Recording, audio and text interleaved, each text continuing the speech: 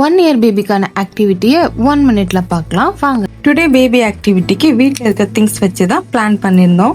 இதில் அவனுக்கு டேகும் அதை போடுறதுக்காக சின்ன சின்ன ஹோல்ஸ் இருக்கக்கூடிய ஒரு பேஸ்கெட்டும் எடுத்துகிட்டு அதில் போட சொல்லி கொடுத்துருந்தேன். இதுக்கு பதில் நீங்கள் ஸ்டிக் கூட யூஸ் பண்ணலாம். ஆனால் குழந்தைய அது காயப்படுத்தாத மாதிரி இருக்கணும். ஷார்ப்பான உள்ள எந்த பொருளும் யூஸ் பண்ணாதீங்க. நான் ஏன் டேக் எடுத்தேன்னா அது பெண்ட் ஆகும், குழந்தைய எந்த விதத்திலும் காயப்படுத்தாது. அதனால தான் அதை சஜஸ்ட் பண்ணி எடுத்திருந்தேன். இந்த ஆக்டிவிட்டியால் பேபிக்கு என்னென்ன டெவலப்மெண்ட் வருதுன்னு வாங்க பார்க்கலாம்.